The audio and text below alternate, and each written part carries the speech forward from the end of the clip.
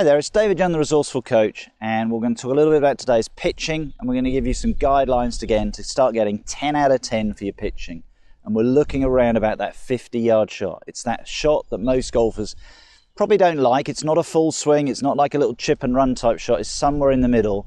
And we're going to show you, for me, the key components that if you get these things right, you will start to get consistency into your shots. So, number one, it's sort of understanding the shot to begin with. What are we looking to do? We're looking to play a shot 50 yards. Can we land the ball on the green? Can we get it to stop? Or do we need to play a shot that maybe lands a little bit short and runs up? And it's about that confidence in understanding the ball flight that you get and then how the ball will run out at the end of its result.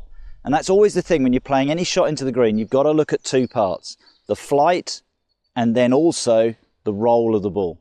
And we're all different. Some of you will be happy hitting a more lofted club from this position, may even play a lob wedge. For me, I tend to use something like a gap wedge around about a 52 degree.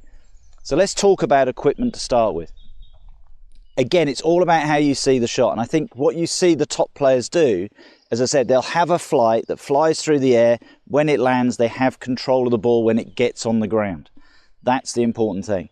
I see a lot of golfers will pull out the lob wedge on this shot and they think it's going to be really fancy and they think, oh, I've got to really get the ball up in the air, and they're trying to hit it. And the most common thing I see is they lift back and then all of a sudden they thin it. And there we go, we're in the bushes over the back of the green. And all of a sudden we're playing a hole, we're playing our third shot into the hole. We'd like to think that would be a consistent 5 maybe going on the scorecard, or maybe the odd 4. And then all of a sudden you walk off with a 7 or an 8. So I always feel, and again, I'm never against you doing it, I feel the lob wedge from 50 yards, it feels like the ball's way up in the air. I don't actually feel like I've got control of the ball. So I use my gap wedge. I use this a lot around the greens. I like to use it from probably 80 yards to 50 yards. I'll only use my lob wedge when I probably get inside 30 yards if I need to, and there's something I've got to get over. Now, here's the first thing we're going to look at, equipment. And what I've seen is that one of the most common things golfers come to me is they will have their club face very closed when they play a pitch shot. So what do I mean by that? Well, if I just come up to the camera and I sit the club on my hand, and that's a neutral position there, I see a lot of the time that position. And that's been caused by one thing, okay? And it's something that I think has been taught, and it's this feeling of making sure you're getting your hands way ahead. And the problem then is the idea of that is going to give you the downward strike, which we want, but it also gives us the feeling that if I had the club square to begin with and I push my hands forward, it will now look like the club face is open. So what do? We close the face down, and then what ends up happening is I get over the shot, let's hit a ball onto the green, you can see our flag there. I do that, I push my hands forward, I close the face down, I then come back and my hands are level, and suddenly the ball jumps left. And it's the most common result I see when people are chipping is they chip the ball left of target. And that's due to aiming the club face. So that's number one. We've got to make sure we're aiming that club face correctly. And if you do it correctly, you now get the next 2 bits. We go back to that camera position. You have the sole of the club. We call it the bounce. I want you to feel that sitting in your mind nicely flat on the ground. But if you have anything, if we go back to this position here, relative to the ball, have the handle of the club pretty much coming directly away from the club face. Don't push the hands way forward, because now you're also de-lofting the club and giving us the chance that the ball can go left. So straight away, if you hit the ball too low and it goes left, we've just explained that problem. So make sure you get the club sitting there. It feels as if the handle is just nicely, I'd just say it's in the middle of the golf ball. That's a good position.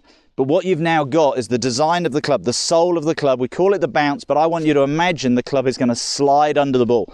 If I'm in position here now, and I'm playing that shot, and I've got the club there, and into that position, I can now slide the club underneath. And what we've got now is great elevation on the shot. And now I've got a chance to have control of the ball, because as soon as you've got height, and you know how much height you're going to get and how the ball reacts, suddenly there, you can see, I've put that ball probably within 15 feet of the hole quite nicely, but it looked like I had total control of the shot.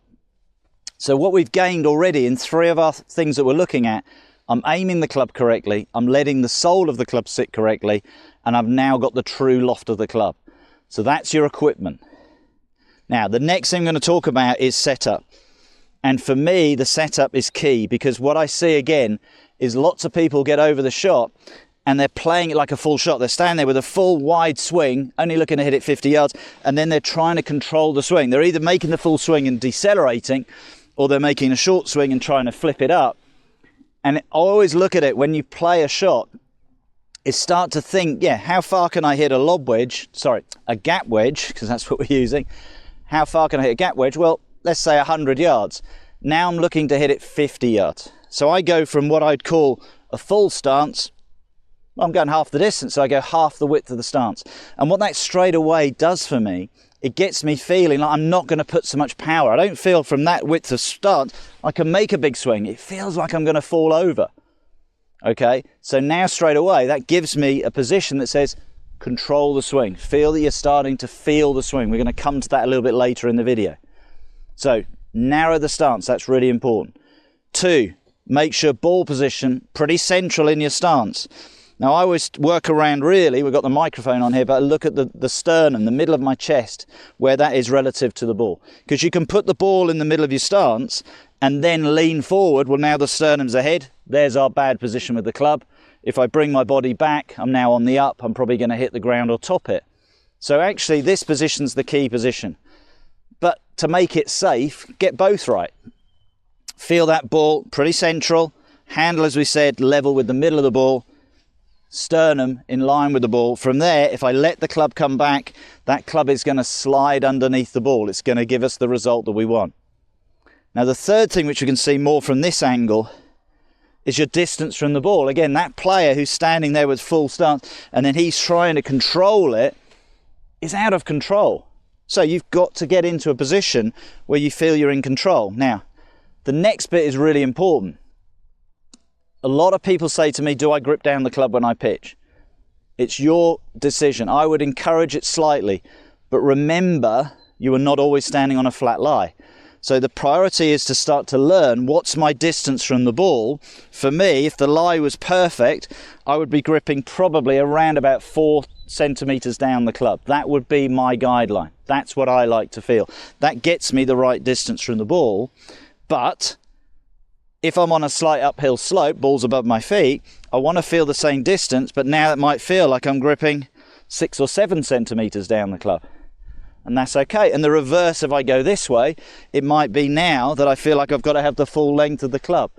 And that's okay. Do not fall into the trap that I always grip 4 centimeters down, and then you get here, and now it feels like you're having to get too far away.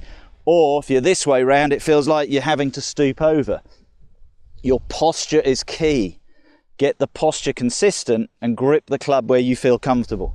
So this ball is fractionally above my feet. So I find my distance. There's my ball position central, handle in line with the club. There, and all I feel now is, where do I feel comfortable to grip the club?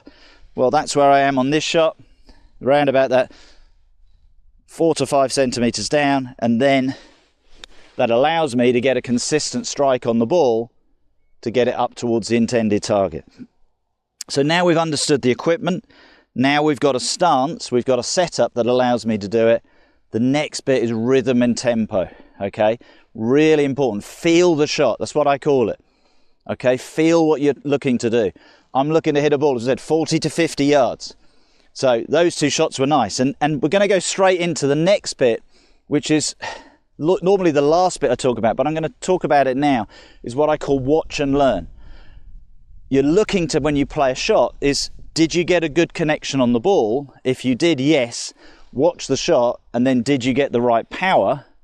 Or if you didn't get a good connection, did that then influence the distance that it hit the ball? So you're always watching and learning about the shot and feel the shot. I don't think golfers do this well enough. You guys get over the ball, you sort of hit it, or what result did I get? And it's not the feel. When you watch a top player, they're sort of using their practice swing to feel the shot, sense what they're looking for in the shot. It's so important. It gives you the rhythm and the tempo. So every shot you play, whether it's good or bad, is like a learning process. It's like a process to help you to get to that next level. That's what we're really looking for. That's so important. So we're playing this shot. I'm going to feel, for me, people say to me, how far do you swing the club back? I don't know. I feel the shot. So I see the 40, 50 yard shot I've got in front of me. From there, from experience, it looks and feels probably to me about just over a half a swing to play it through. Now watch the ball, watch what it does. Okay, and that one's run on a little bit. And I think I probably hit a very slight downhill slope, but what did I look for? I looked for the connection. The connection was really good. Really happy with that. So maybe because I hit a slight downslope, it kicked it on, but I'd be learning from that. I think, oh, I want that strike every time. Now, if I'm playing this shot in a game, it's one of those ones, if I probably land it a little bit further, it'll stop quicker. If I land it a bit shorter, it'll run down the hill onto the green.